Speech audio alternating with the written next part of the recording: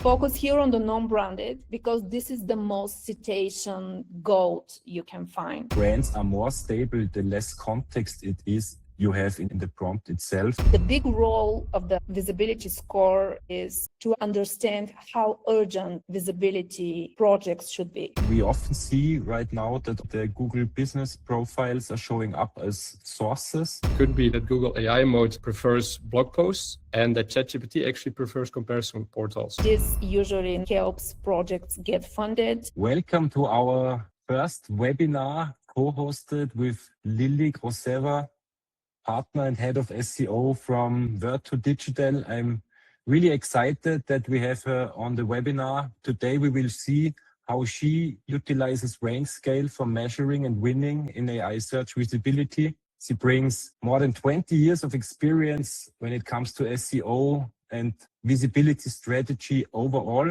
And today we will see how she is auditing, fixing and winning visibility for her B2B clients. Just that you know, this webinar will be recorded, and we work through all those fields like visibility overview, competitor benchmarking, citations, page level content audit, and an implementation plan. But without further ado, Lily, the stage is yours, and I'm happy to see what you bring for us. Good afternoon, everyone. As Patrick said, I've been in SEO quite a while. In the last almost 5 years now, my team of 7 great SEO guys have been working with trying to make sense of what's going on in the AI search environment. And one of the, I think, very useful approaches and processes we've put together, especially in the last year, is doing the so-called AI search audits, which help brands understand many questions that brands care about. For example, they all understand that AI search is happening, that it's a game changer, but is it really urgent? Do they need to do anything? Is SEO and AI search the same thing? Where they should focus their resources when it comes to not just what AI model to focus on, but also how much investment they need to put in. Budget is one thing, but also people, skill set, how much of that, and many other questions. So we have put together a process and managed to work with quite a few brands in the last couple of years on that with, I would say, very, very good results. And today I want to show you what a very high level and simplified process looks like. I believe with the help of our hosts today, with the RankScale team and the great tool they've built, you will be able to play with it and get an idea of your own AI visibility, and with our process, what to do about it, how to improve it, what your current status is, like this great AI visibility score that helps you get a insight into where you stand, and also what the next steps are. Like you have 35% visibility in so-and-so models for this and these prompts, but what does it mean really? Is it good? Is it bad? If it's not good enough, what to do next? So I've already talked a lot. Moving forward. Okay, so very short agenda, what we are going to go through today. What is the setup that you need to actually start measuring your visibility online? Then the visibility overview, like what is the picture you should try to paint to actually understand your visibility? The so-called AI search score, I already said a lot about it. The competitor benchmark, why is this important and how that looks like and should look like for you? On the content side, like for AI visibility, there are these 3 tracks you need to go through to get a full grasp on it. One is the content side, and we will go through a page level content audit and the type of insights you can get from there. Then is the citations and the training data and all this sources type of information that AI models use to get an idea of what your business is about. And then the technical readiness. These are the 3 things, like content, outreach, and technical.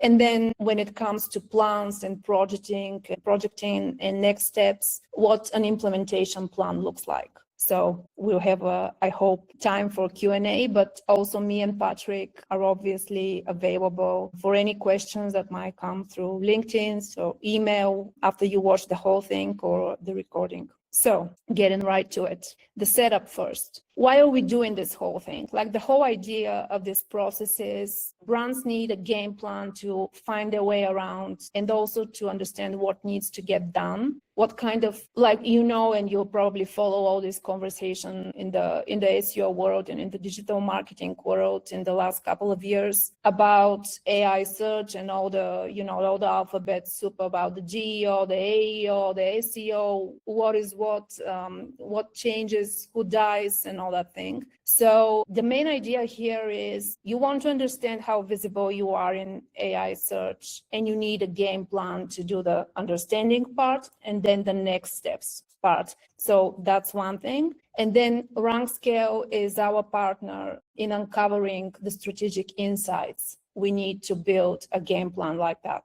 So what do you need for that? I have put a link here for our actual template that we share with clients about a high level. Again, there are other documents accompanying that, but a high level of an audit and how it actually looks like.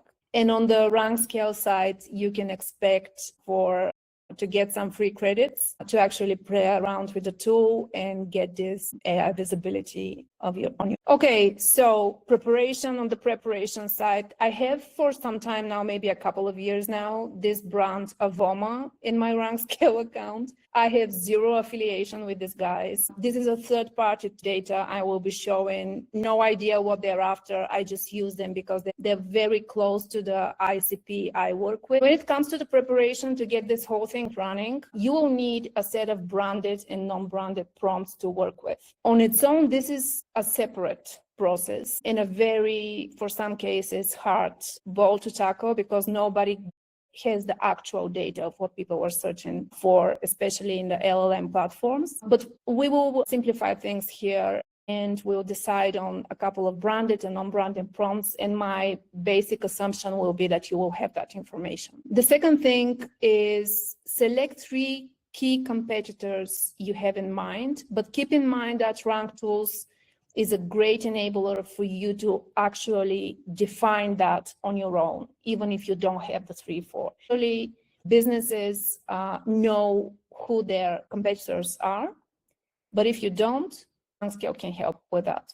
Then select the AI models your personas use, your ICP use. This will be a hard one. I guess that the easier way to understand that is either be some kind of a general assumption. For example, most people use just ChatGPT and Gemini just because they cover pretty much 90% of all the usage out there. But if you're a tech business, maybe you have quite a few people actually using Claude AI. Or if you're in marketing, Perplexity is very popular in that type of audience. And then obviously you need RankScale AI account, and the guys from RankScale are available to help out with. Okay, so setting up the topics, prompts, and models. This is part of the prerequisite of the prep you need to do upfront. Let's say you already built these 15, 20 prompts I talked about. In AI search, I'm not actually sure that it's entirely in AI search, but in search in general, as it matured over time, it became more and more important to understand how your brand appears for its branded searches, not just the non-branded ones. So with the maturity of the web and digital marketing in general, and we understood by different data shared by colleagues that Google and the LLMs are not so much discovery as there are navigational tools. Branded searches and branded prompts are actually, even if not more than at least half as important as the non-branded searches are. So we will be using half of each, around 20 is a good data set. And I already mentioned the AI models. It's good for you to make a quick research on what type of AI models your ICP is using. So these are a screenshot from the RankScale interface. Go directly to the search terms. It's very easy to do a bulk ad of the searches / the prompts you're going to work with. And there is also the option to divide them by topics. And by topics, I always use branded search, branded prompts, and non-branded prompts. Topic 1, branded prompts. Topic 2, non-branded prompts. They all have different meanings in our work, so this is a very good setup to go with. So when it comes to the select AI models, these are the most popular ones I use. Obviously, all the tooling that are AI analytics, the AI analytics category, they use credit-based pricing models. Quite confident that nobody is using Mistral to find your brand. Feel free to exclude that. Same for the scheduling of the prompts, of the prompting. I would suggest set this on manually or a one-time thing if you're in the auditing phase. If you don't already have a campaign running, that's good to go. And then do the weekly or the monthly periods if you're already actively optimizing for AI search. And then the competition set. I mentioned this briefly at the beginning. Go to the competition tab, the competitors tab. You will be able, when you run a report on the brand, in our case, Avoma, when you run a report, the tool actually will suggest to you many competitors to work with. This is not unusual. Many tools are doing that. SEMrush for SEO is doing that as well. I guess Ahrefs are doing that too. Suggesting competitors is not unusual. The only thing I would remind here is to remove the branded searches from here so that you have a more accurate picture of the competition set. And then go to this other great feature. It's down the list we just saw. And go then and add or remove competitors so that you have a really the right business aligned set of competitors you're going to work with. There is no specific number of competitors you should end up with. I think, for example, here for Avoma, it's something between 76 or something with that nature. Going to work with probably no more than 3-5 anyway, but feel free to refine the list to your liking. Okay, so moving to the first big step in our audit. Let's say the whole setup is done now. You decided on the prompts, you have a refined competition list, you decided on the AI models you're going to work with. The first, when you run the report, the branded report, the first thing you will come across is the dashboard, the main dashboard, that on top of it, you will have the so-called visibility score. Visibility score, not just for an overall visibility that is across different models, topics. I think there are other stuff. I think you can drill down by different metrics, sentiment, etc. But the big role of the visibility score is critical here. Like, obviously, again, we have one big scores before, and people tend to argue how accurate that is. Is it 61? Is it 65? Or is 59 or whatever? What is this based on, etc. The main thing here with this score is that for the last couple of years, AI search and what exactly we measure into AI search is a very big conversation. It's a debate. Everybody agree that we are no longer tracking clicks and traffic, but what do we measure really? And people not clicking, but converting is also confusing. And finally, this one score led to a situation where this is our main thing we can rely on to actually understand how urgent our visibility projects should be. So in short,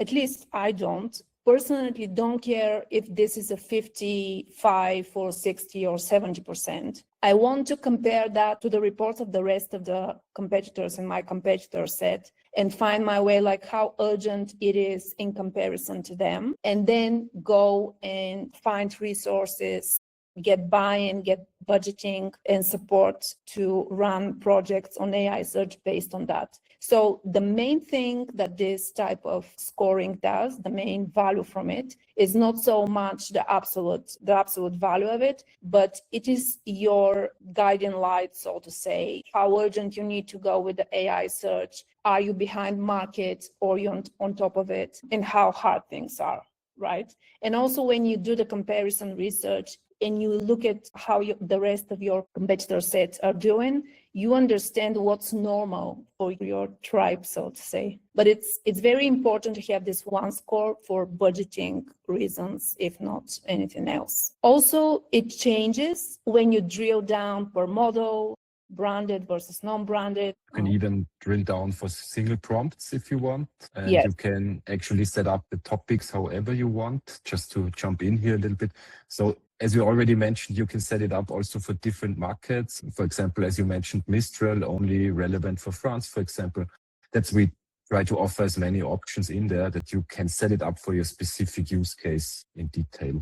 Yeah, actually, this is a very useful one. You can get quite visible for one prompt and have totally different visibility for another prompt. Play around with it, see how it goes. Obviously, there will be a big difference between branded and non-branded prompts, but there is a big difference between models as well. For example, in the case here of Avoma, they are completely invisible on Claude, while in Google AI overviews, they're triggered 37% of the searches. Okay, so moving on, again, we have only the high-level estimations at this point, and this is the type of insights you can get from that. Again, we have a couple of AI scores around different models. We see how we are doing in the terms of the branded prompts. Obviously, 100% is not surprise there. And the type of insights and next steps you can expect is to understand, do you own your visibility online and how you are doing in comparison to your competitors, and how urgent and prioritized and funded, obviously, your project should be for AI search optimizations in comparison to the rest. Okay, so the second milestone, so to say, that we are going to go through is the so-called competitor benchmarking. Here, we focus on visibility metrics mostly, and sentiment also is a very interesting new metric you better focus on. Especially interesting to focus on it when you're on the branded prompt set. Then I would suggest, now that you have an idea of how you're doing branded versus non-branded, then go and build probably a metric similar to this one. For your different competitors, let's say there's 5 that we have here, we select from the competition set and we go and examine them by running exactly the same reports as we did for Avoma, branded reports. We run to understand the visibility. Again, are we aligned with the market ahead or behind for prioritization reasons? What are the mention and citation volumes we should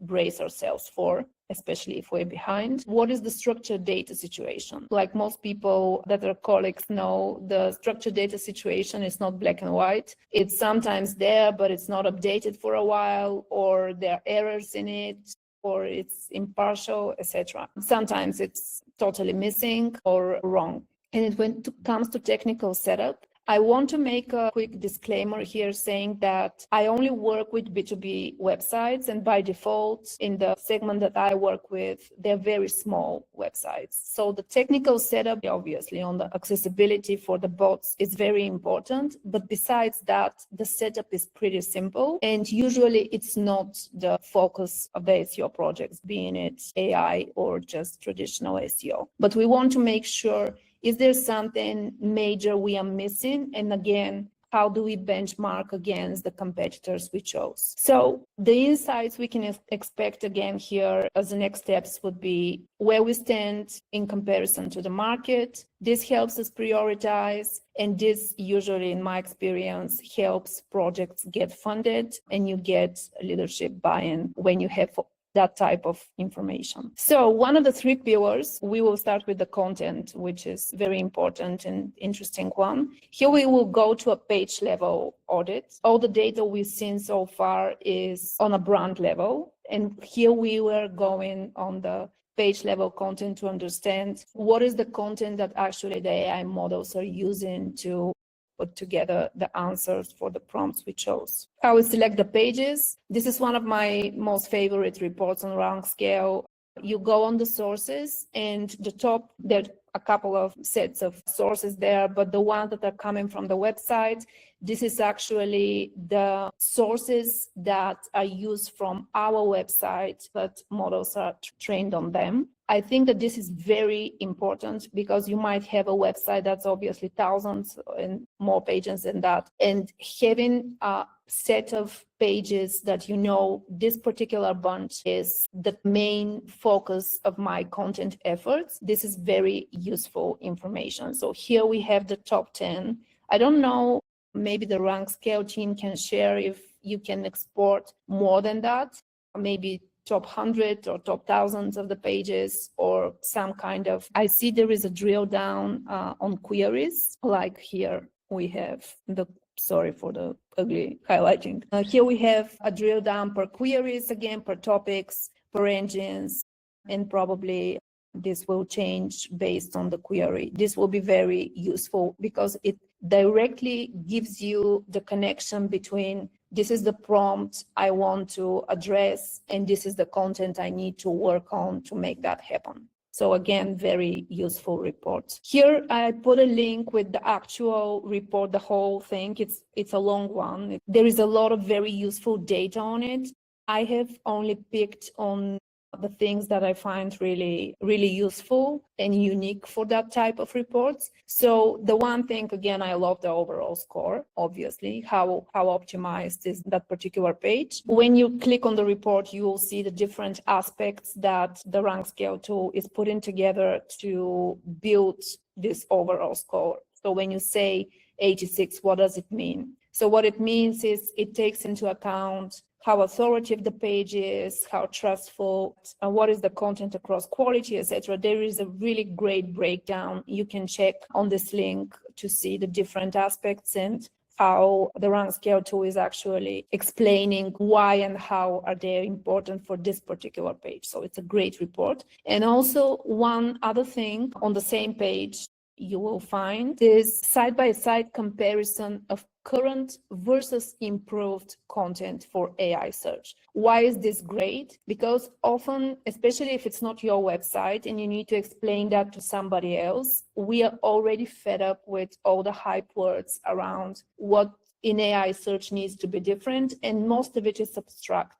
So what this report is great for is that the tool is taking snippets or chunks, as we call them recently. It takes chunks from the content of the page and actually says, okay, you have this thing here as a paragraph. To get it more aligned with ranking for the summary of this prompt, it should look more like this. And this helps very well for clients and for copywriters and for people in general that work on the content, and they need to understand that to make from an abstract to make an actual recommendation, because when you see it in writing, like this was the before and this is the after of this content, this is a big aha moment for many people. So it's very useful thing. And here I make another disclaimer, like with everything that a tool suggests in life, be in my life for 20 years, as everything of that nature, it's a recommendation to implement only if it's aligned to your messaging, your tone as a business about what you really want to put on your website. It's never a do or die type of thing. So be mindful about that. So this is the recommendation, but it's still up to you to decide if you're going to do that or no, or if you're going to do a version of it, which is more often the case. Okay, so what you need to do, take obviously slice and dice between the different prompts that you put together, like slice them by topic or by model or whatever it is that you find as an opportunity to improve. And then run this same page level reports for each of those pages. When you do, you will have different recommendations that sound something like expand entity coverage, include definitions, include facts, stuff like that, or add FAQ, company context, etc.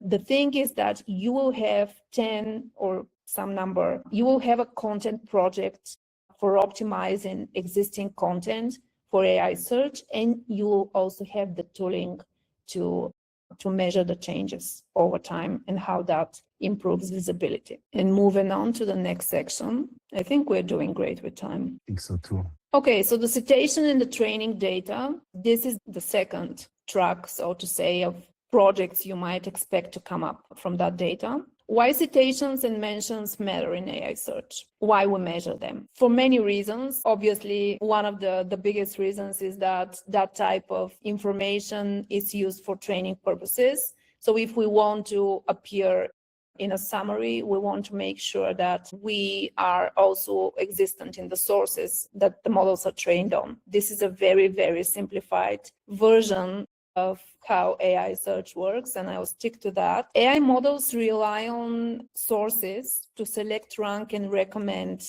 entities. So we want to understand for the prompts that we want to appear for, what are the sources we actually need to focus on. Again, you can slice and dice here per model, and I strongly recommend you go through the same type of reports for your competitors. The type of approach here is similar to link building opportunities. As much of information you gain from checking out your own profile, like what is my citation profile, like what type of brands, of businesses, of domains in the ecosystems and organizations are linking to me or mention me or citate, it's even more meaningful and valuable if you do that type of reports for your competitors. Because for you, you get a healthy check. But when you check your competitors, you get an action plan where you need to go, where you need to get included. So the type of recommendations or projects you can expect based on our avoma.com data. There are different types of aspects and slices of this data you can get. The non-branded prompts drive the visibility decisions. So here in this particular exercise, I would encourage you to actually focus on the non-branded set. Let me see if I have this here. No, it should be somewhere up the menu, but you should be able to again slice per topic, which in our case was the branded is topic 1, the non-branded is topic 2. Focus here on the non-branded because this is the most citation gold you can find. Okay, so the RankScale team reminded me a couple of hours ago that we can actually provide that same type of information, not just for domains, but also for URLs, which is the domains are telling you, I need to go to be included in this particular place, but the URLs are saying to you, and this is the format that I can use, right? So for example, you see that, let me see one side. You see that meetjamie.ai is on the list, and you say, I should go out there and see what I need to put together to get included in meetjamies.ai website. But if I have the URL, I can see what type of inclusions I can expect to deliver to be included there. I can check and see, okay, so what do they have? They have an interview, or my competitors have an interview there, or they have a PR release, or there is a conversation about them. By the way, I have no idea who meetjamie.ai are and what type of content is on their website, but you will get the idea, not just where you need to go, but what type of content competitors use to get included there. The main, whatever the type of data you find, for me personally, one of the most confusing way, but cheerful also, was to find that tools like RankScale actually provide a lot of data.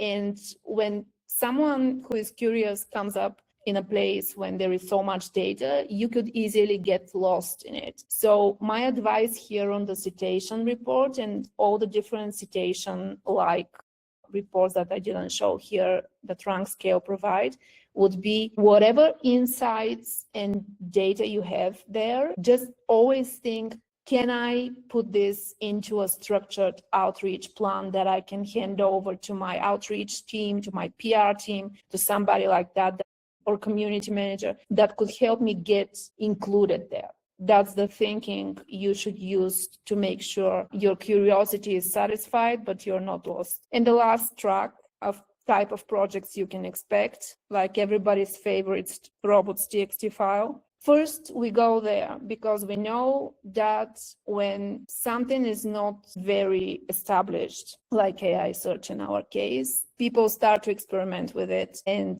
the biggest problem one can encounter, like not being included in Google's index or in LLM's training data, would be for access to be disallowed. So first place to start would be, again, everybody's favorite robots.txt file. What we check on here, what is the status, what is the instructions given for the LLM bots like GPT bots, Claude bot, etc. Second thing we check is the LMS.txt file. I think there was maybe last year this time, yet another debate, do we need it, why we need it, are we going to do it, no, no, it doesn't matter. You know, the usual SEO process for recommendations and insights when something is new and we don't know what to do. Advice would be, if it's not harmful and it doesn't take much resources, just do it. Like, more people spend time debating if something is useful rather than just put it out there, test it if you can, isolate the impact of this exact thing. And if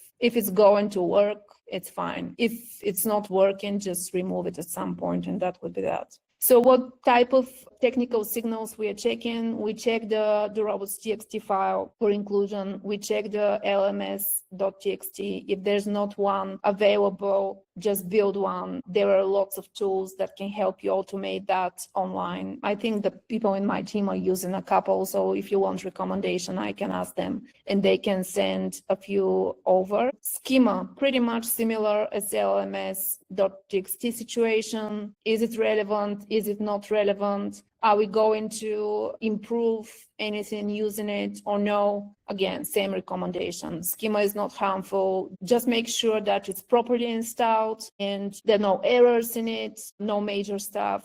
Just do proper schema implementation. The debate, how much it helps, it's still on. But one thing's for sure, and that if it's installed properly, definitely it's not harmful. So again, if it doesn't take much time and there is no chance it could harm you, just go and do it. Essentially, focus on execution is the goal in SEO mostly, right?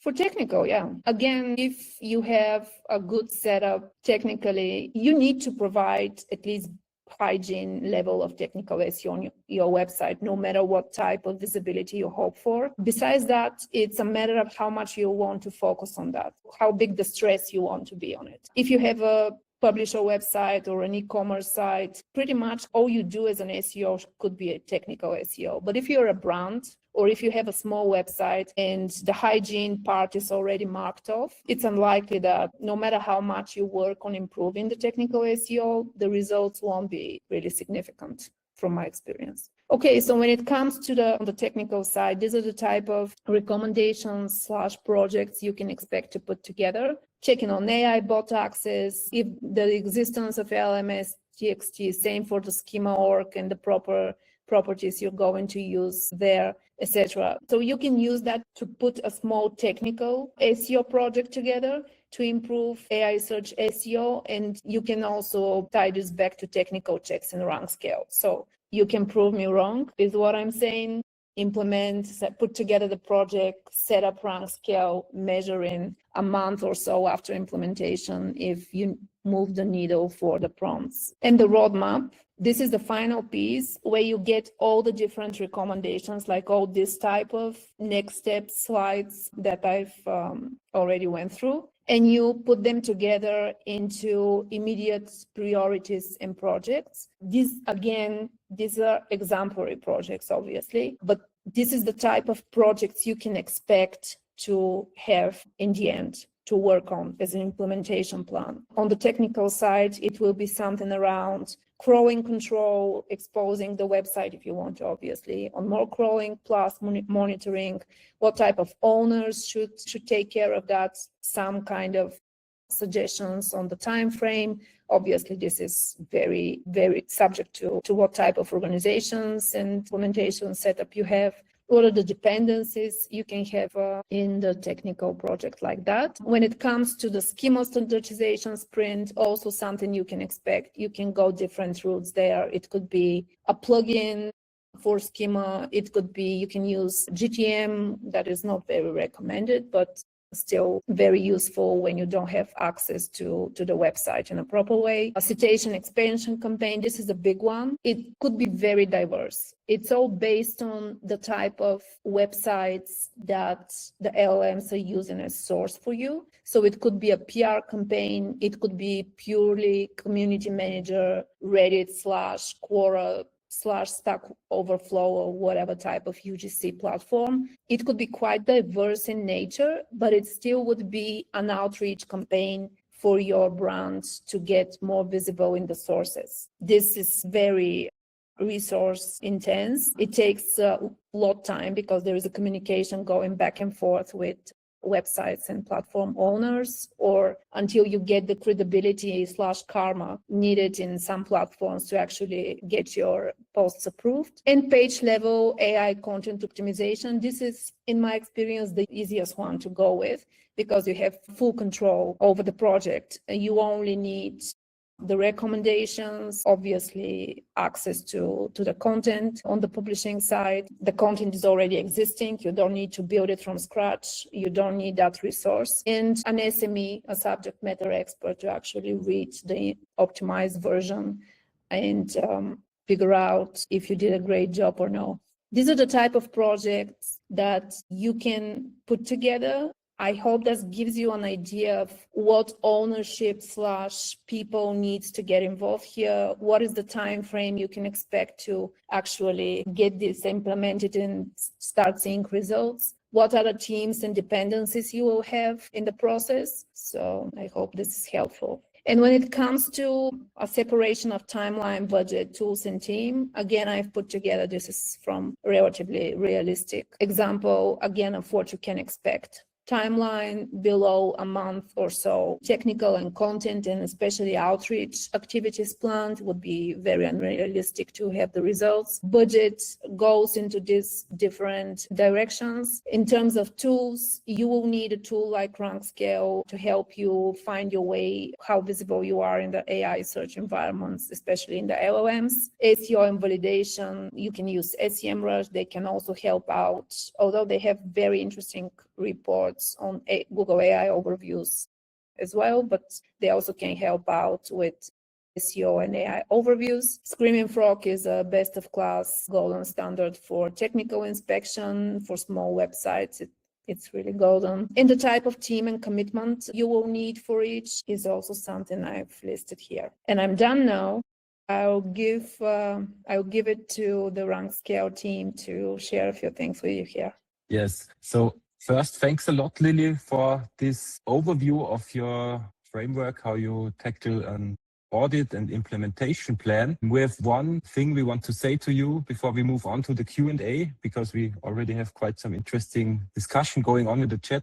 You can receive 100 additional credits for RankScale if you send an email to Joule. He will assign it to you directly. And also, we're happy to share that we will launch a 5-week AI Search Accelerator program. The first session will be in the middle of March, on the 17th. You will get hands-on training session and we will work from the basics to in-depth knowledge in AI search. Also, we will provide a certificate. Also send Joule an email for pre-registration, and happy to see a lot of you on there and will be great. And Joule, what do you think? Should we hop on to the Q&A? Yes, let's go into the Q&A. Should I just select the first one that I think is really interesting? Yes, of course, please. Then we're going to go to the question of Lena. How relevant are grounding pages and do they cause problems with duplicate content in Google search? I can take that. Actually, you refer to grounding pages from Hans Kronenberg. It's an open standard he invented. I think it's a good idea to use it essentially because it's just a new page that explains facts about an entity for a brand. For example, you can also use schema for it essentially, but he had quite some good results with grounding pages to really force the model to really say correct things about the brand. And I don't see duplicate content at all because it's meant to be only read by machines and not for humans. Hopefully that answers the question. Then we will move forward to the next question from Nikolai, and also to everybody in the audience. Just go to the Q&A and vote on the questions that you would like to see answered. This question from Nikolai, really interesting. How do you choose what prompts to select? I know it's very much about your tool category if you're in SaaS, but I was wondering if you guys have some other best practices to share. This is a very interesting question. As I said in the beginning, it's a full webinar on its own. There are two ways to go in my experience. First way, if the brand is prepared, so to say. There are brands that can go into very deep details into gathering internal knowledge from sales calls, from surveys that they do with clients regularly, including on their website, tests that they made with different messaging. These are brands that actually can, when we say that we need to build the key, and also they have a go-to-market strategy in place, so they have a very detailed plan into what they're doing for go-to-market. With that type of information, it's very easy for us to put prompts together. However, as you might imagine, this is not everybody. And for the rest of the people that need more help, what we do is I do a combo of trying to find, for example, I do a screaming frog crawl of the public content, also based on the internal information they share on their offering, on their go-to-market. Pretty much everybody has that. They know what they sell, who they sell it to, detailed information on the personas, on the ICP, and I do prompts based on that. So it's a kind of a mesh between different sources. The best case scenario would be internal knowledge coming from actual client conversations. So the client shared what they're looking for. It could be as direct as, this is what I type in ChatGPT, or it could be, when I need this and this. It could be a focus group, by the way, that people doing focus groups on prompts as well. So it could be based on internal knowledge, or it could be based on public knowledge plus brand knowledge that we mesh up together and make prompts out of it. Maybe also an interesting one to add to that one is what I also see coming by sometimes is that people just check out the sales conversation transcripts, check out which questions customers have actually, and then create content for that specific question. So that is also a really interesting one to check out. Then we're going to move to the next question. We are a DMO and are promoting not a brand, but a whole touristic region. How would you set up a region vs a brand in RankScale? Patrick, maybe that's interesting for you. A region, yeah. I mean, right now, RankScale is really brand focused, so to speak. You have to set up a brand dashboard, but what you can do is in the brand settings, you can set up whatever string you want that will count as a mention in the answer itself. So you could also essentially use this region to count as a brand mention. That's possible. And also you can set up the different models with different IPs. So for certain languages and regions, that's possible with our scraping models. Perfect. Or just rely on localized searches. Yeah, or you change the prompt. Yeah. This is also a really interesting question. In model selection, you show different models like GPT-5, but besides that, ChatGPT QI is also available. What does it exactly include or exclude? Patrick, I think you're very, very well positioned to answer that question. Which can you rephrase the models? The difference between GUI and just normal API. Essentially, we differentiate between normal API requests to the certain models. The GUI models, it's graphical user interface. It's essentially scraping the user interface of the respective providers with an unauthenticated fresh browser session. When you choose a region there, for example, Greek or United States, you really have also the IP for that. So you come quite close to a real user from that country, so to speak. About logged in, logged out. Yeah, maybe to add this, it was the last question added.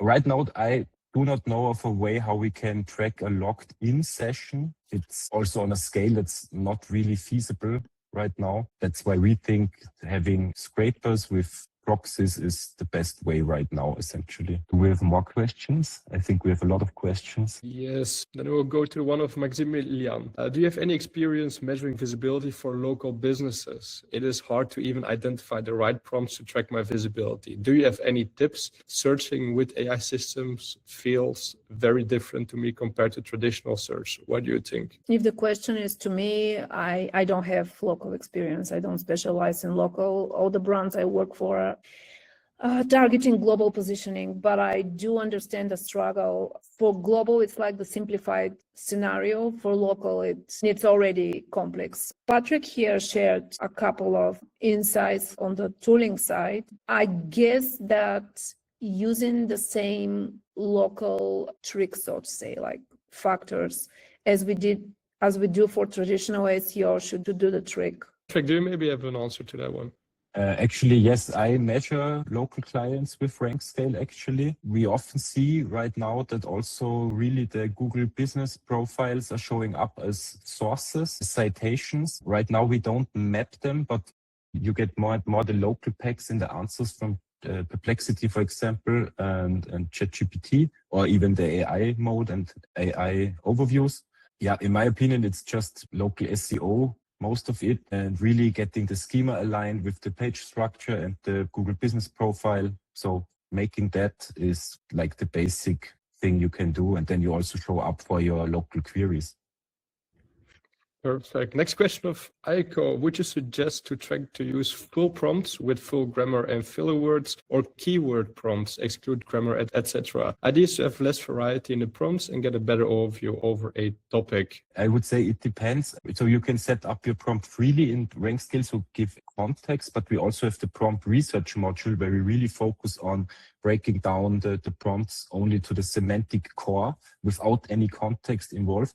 And we also see that brands are more stable the less context it is you have in the prompt itself. Whereas when you have a lot of context in a prompt, the answers are quite different because it has to answer dependent on the context. Right. Then another one. Patrick, can you maybe explain the variance between different answers that could be given by the same search engine for the same question? We all know that those models are probabilistic, so they will not answer in the exact same way. It's not the database that has a value that answers exactly the same. So I think the best way is to really have more runs, analyze which sources are coming back more often on average, and then you also know which sources are stronger in general, and then you can focus on them and mimic those or make an outreach if it's third-party listicle, for example. Then we have a next question from Jude. Are blog posts beneficial for